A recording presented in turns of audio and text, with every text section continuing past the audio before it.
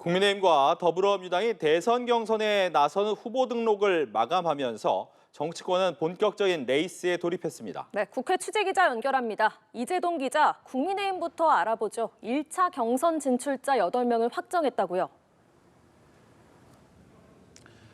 네, 그렇습니다. 국민의힘은 어제까지 후보로 등록한 11명을 대상으로 서류 심사를 거친 뒤 1차 경선 진출자로 8명을 확정했습니다.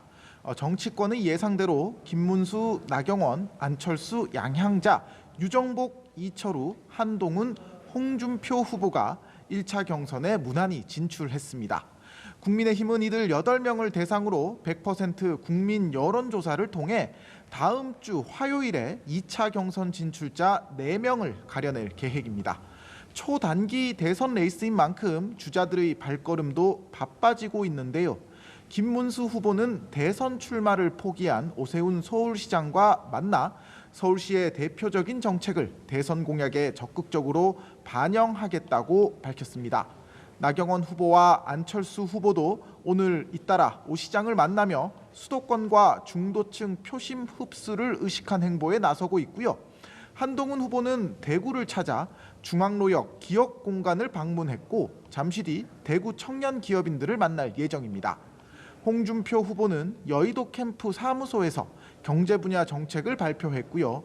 이철우 후보는 전국 현장 순회 첫 일정으로 광주를 찾았고 유정복 후보는 기자회견과 방송 출연을 이어가며 표심을 호소하고 있습니다.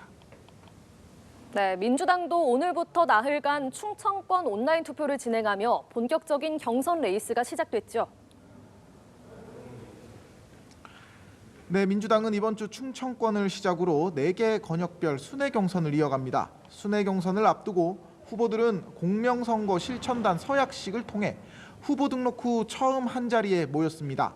이재명 후보는 이번 대선에서 민주당이 승리하는 건 역사적 책임이라며 우리 후보들이 반드시 누가 되든 이겨야 한다고 강조했습니다.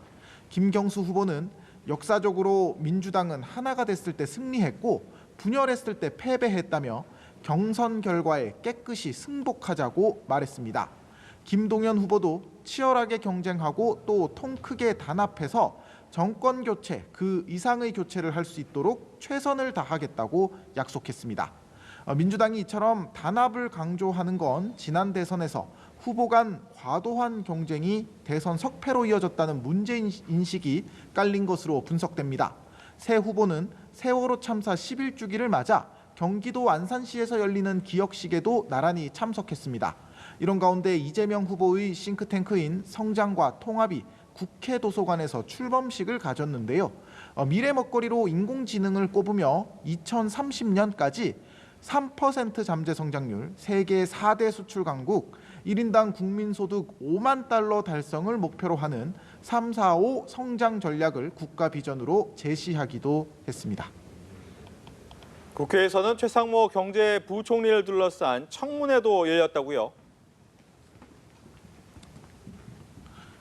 네, 더불어민주당과 국민의힘은 최상목 부총리가 대통령 권한대행 시절 마은혁 헌법재판관을 임명하지 않은 것을 두고 공방을 벌였습니다. 민주당은 결국 최 부총리가 헌법기관을 내용 없이 뼈대만 남기려는 행위를 한 것이라고 말했고요. 국민의힘은 계엄 선포를 사전에 알지도 못했던 국무위원들을 내란 동조라고 몰아가는 것은 과도하다고 지적했습니다. 비상계엄 이후 최 부총리가 휴대전화를 변경했는지를 두고도 공방이 이어졌는데요. 최 부총리는 날짜를 기억하지 못했지만 핸드폰이 고장나서 지금 새 핸드폰을 쓰고 있다며 고장난 핸드폰도 갖고 있다고 대답했습니다. 국회 본회의장에서는 교육, 사회, 문화 분야 대정부 질문도 진행되고 있습니다. 민주당은 한덕수 대통령 권한대행이 대통령목 헌법재판관 후보자 2명을 지명한 것을 놓고 비판을 이어갈 것으로 보입니다. 지금까지 국회에서 전해드렸습니다.